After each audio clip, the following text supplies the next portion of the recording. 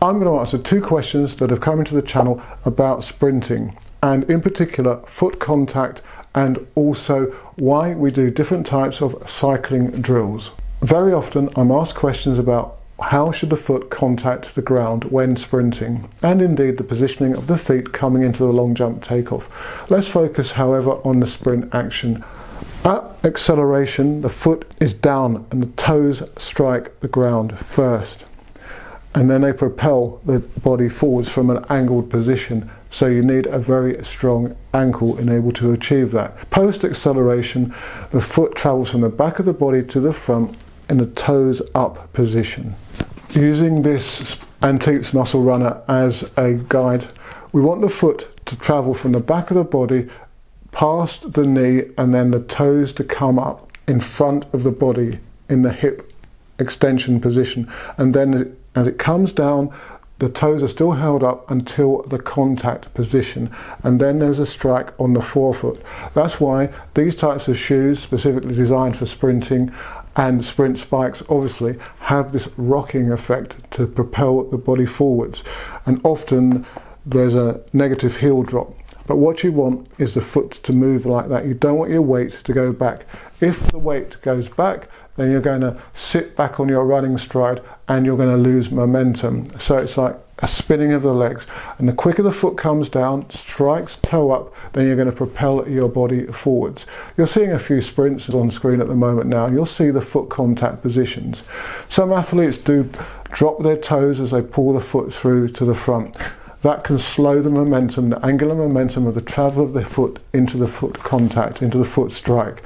So you don't want that. You want maximum velocity, heel velocity, and foot strike called hammer blow, so that it propels you forwards. And foot strike is crucial in that respect. Now that rather neatly brings us on to the second question. I was asked, why do we do different types of leg cycling drills, or dribbles, as I believe they're called in the US.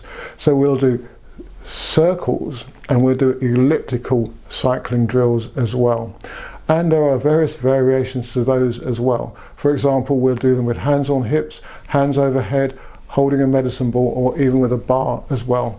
But focusing on the actual nature of the movement, I utilize the circle movement drills, in particular for cadence and foot strike, in that you can really focus on getting the feet down quickly into the ground in that toes up position. So that's following on from the first question.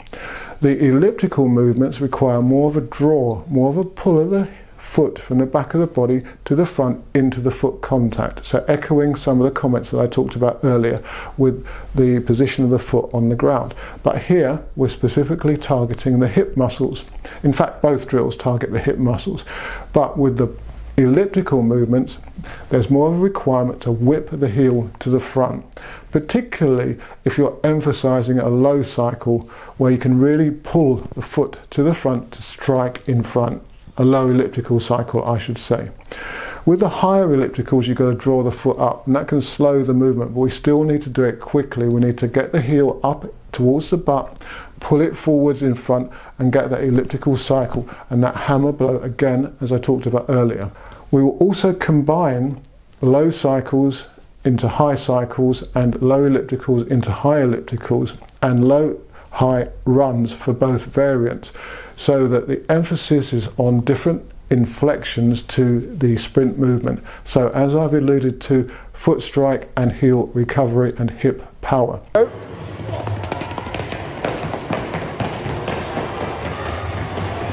If you constantly mix and match these specific drills and others, then you're going to teach the athletes the various specific mechanics of sprinting and educate their neuromuscular system to effect the right movements.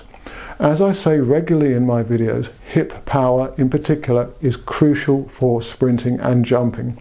Everything else being equal, the muscles that surround your hip complex are the most important, and these particular types of drills will really stimulate growth and development and neural pathways in order to get that power. If you keep doing the same drills over and over again, then your body will adapt to them. Now that is positive, but after a while they become too much of a second nature. Coaches often change the drills with regularity, or those that know that this will bring about constant adaptation and do that.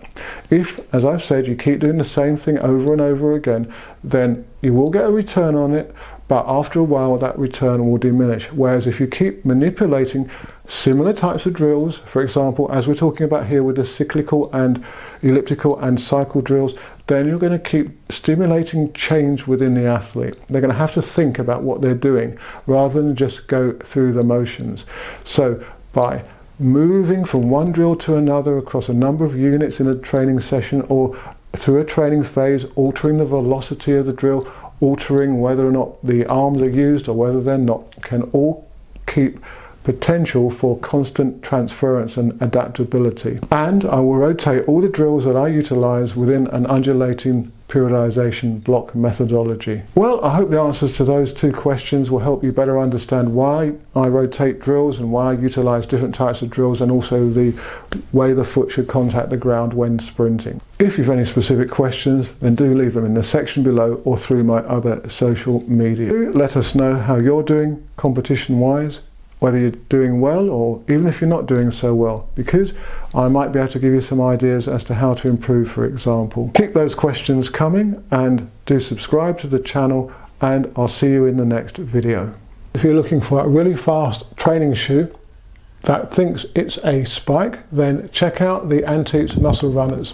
They've got a carbon fibre plate which propels you forward, springs you out of the contact and adds to the velocity. They've also got TPU foam specifically placed in order to assist with toe off and encouraging a forefoot sprinting motion.